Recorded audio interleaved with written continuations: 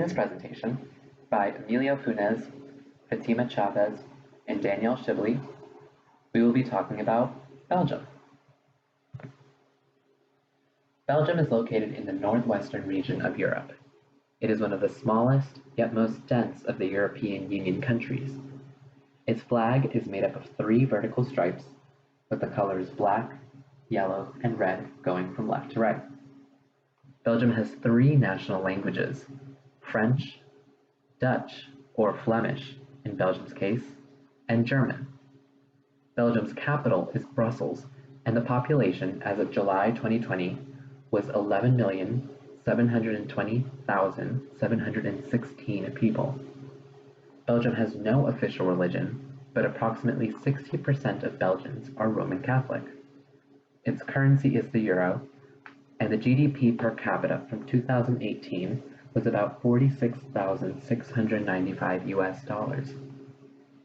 Belgium's economy comes essentially from its services, such as tourism. The capital, Brussels, is the hub of several European institutions, numerous diplomatic representations, and many different interest groups. As we see on the top left-hand corner, Belgium's 3 national languages come from its surrounding states: the Netherlands, Germany, and France. In the late 1980s and early 1990s, Belgium became a federal state with powers shared among 3 different regions: Flanders, Wallonia, and Brussels. As we see on the right, the orange northern part of Belgium is Flanders. The green and blue together, the southern part of Belgium, make up Wallonia, and Brussels is the red region right in the center, the capital. The country of Belgium as a whole has one central government, but each of these 3 regions also have their own government that work just as strong as the central government. Additionally, Belgium has 3 communities: the French, Dutch, and German, which are represented in the photo on the right. And each of these communities, regions, have their own government and their parliament. Now, all that is very hard and interesting to understand, and this video explains it a little bit better. They have one central government. Then they have 3 regions, each with a government that has as much power as the central government. This is a very good way to make running the country totally impossible. Fortunately, only the region of Brussels in the centre is bilingual in French and Dutch. The Flemish region is monolingual in Dutch. Although there are administrative services for the French-speaking here, here, and here, and also here, and oh yes, here. And French-speaking citizens can be judged in French in the so-called BHV county, where a strong minority speak French. Wallonia is also a pure French-speaking territory. Well, except here, and also here, where the German-speaking minority lives. So, to deal with these numerous minorities, the Belgian Witloof technologists decided that 3 regions were not sufficient and added 3 additional structures called the communities. There are 3 communities: Dutch, French, and German. Like the central state and like the regions, each community has a government and a parliament. And, for instance, the French community supply cultural and social services to the French-speaking people in Wallonia and in Brussels. But they may not supply any services to the 300,000 French-speaking fellows in Flanders, because Flanders is monolingual and foreign speakers must speak Dutch. Godverdomme. The German community can only act in Wallonia, the French-speaking region, while the Dutch community acts in the Brussels region or in Flanders. So you see, a French-speaking family in Brussels could depend on the central government for granddaddy's pensions, on the French community government for the music academy, the Dutch community government for the children's school, the Brussels government for the garbage recycling, and so on. So, as a whole, you can have ministers of 4 different governments working for one Brussels family. Now you'll understand why Belgians can't live together and they can't live apart.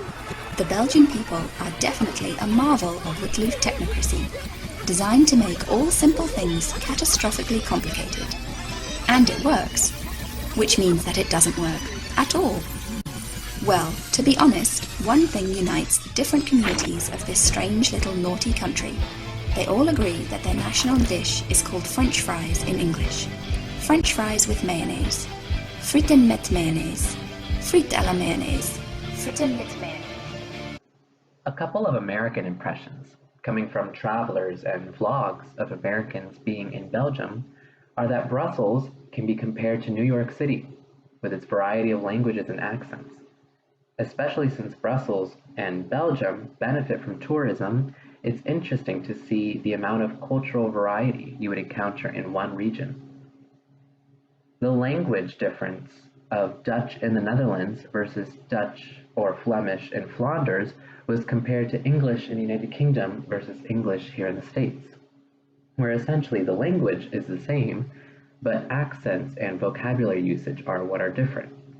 As Americans, we can understand someone from England when they speak to us, but questions will arise with certain phrases or sentence structures, and that contrast is the same between Dutch in the Netherlands and Flemish in Belgium.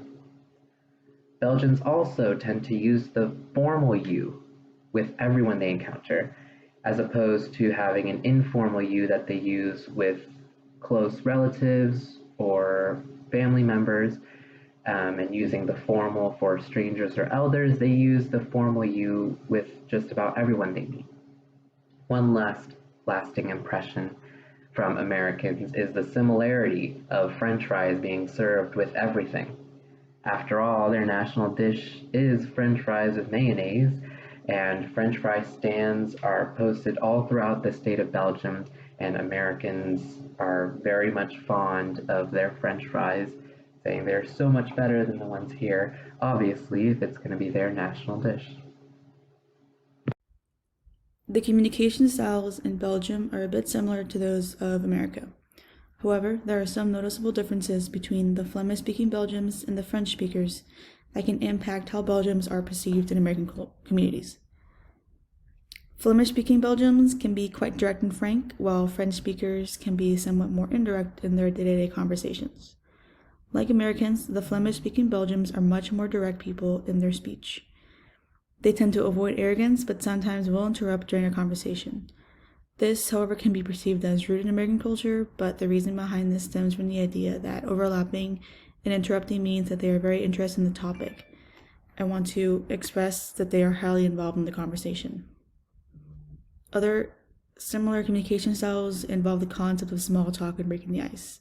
Typically in Belgium, it is necessary to choose a general topic to discuss as a way to begin the conversation. This is very similar in American culture, as many people tend to open up the conversation with discussing a general topic. This allows strangers to create a social connection, and if both cultures can start off a conversation with small talk, it will help in solidifying a bond between the two and allowing the conversation to run smoothly. Like in America, eye contact is also very important for the people of Belgium, and not doing so shows a lack of interest. This would allow for better communication and interaction between Belgians and Americans. Like Americans, Belgians also avoid physical contact when meeting with people that they are not friends or family with. Belgians also tend to orientate towards friends and family, and as a result, in American communities, this could be perceived as insular to American culture, where Americans love the idea of being friends with their neighbors. An example of this would be how Americans like to bring a pie to their new neighbors. But for Belgians, they would see this as superficial most times because usually there is nothing beyond that initial friendliness. When it comes to face-to-face interactions, Belgians typically shake hands when greeting people and when they are saying goodbye. In social settings, friends and family members might kiss each other, one kiss on the cheek, but typically men never kiss each other. It's only women who do so. At the workplace, it is not necessary to take time to shake hands with everybody every day. In Belgium, a good distance when speaking to someone is far enough not to touch the person involuntarily, but close enough to show interest in the conversation. Usually, Belgians do not gesture much, and the sense of space is not as strong in Belgium, but the space increases when talking to a stranger. At work, usually more space is allotted to each talker than in a casual conversation. The right distance may vary according to the personality of the person as well. When it comes to business meetings, the newcomer must go around the room and introduce themselves. In the case of arrival times for meetings, it is considered very rude and unprofessional to be late to the meeting. Other gestures that might be considered rude in public would be to snap your fingers, putting your hands in your pocket, yawning, or scratching, or even using a toothpick in public. Feet should also never be put up on chairs and tables. Some other relational communication norms when meeting for the first time is to say nice to meet you, which should be enchanté in French and aangenaam in Dutch.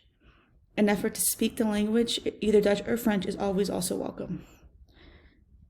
When meeting people for the first time, the topic, where are you from, is also always a good idea. Work can be discussed as well, but as long as there's not a huge gap between the levels of the two parties. A sensitive issue in the relations between Dutch and the French speakers is also a big issue. A norm for managing conflict would be to avoid questions or comments on that topic. A general thread, humor, is more welcome. Belgians are typically known for their sense of humor. Belgian culture is also much more formal, and an extensive use of the words thank you and sorry is recommended. I'm going to compare my Italian culture's communication style to Belgium's. People in Belgium tend to be reserved. They avoid displays of emotion and value modest expression. They are guarded with strangers until they go up to the person and feel they can trust them. Non-verbal cues aren't used and can be seen as rude if used excessively. Their spatial proximity rules is about arm's length. Belgian culture tends to be direct and uses explicit language. Their thinking is logical and based on reason. Now my culture is the opposite. We are open and display our emotions frequently. We use body language to convey our thoughts and are very expressive physically. Our interactions with others tend to be friendly if they are strangers. We don't value spatial proximity as much as we like to be close with others to establish a deeper connection. My culture also uses direct and explicit language. The difference between my culture and Belgium's is that my culture uses logic based on facts and emotions. Now let's take a look at two clips that show each culture's conversational style. The first clip is a Belgian woman, the second clip is an Italian woman.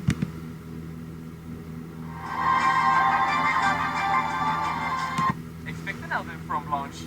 We can expect an album around September, November. Okay. So, but it's on its way. Like now, I almost finished all the songs, production and stuff, and so now we're gonna prepare. Note how the singer is reserved during the interview. Her tone is modest and moderate, and she uses subtle facial expressions.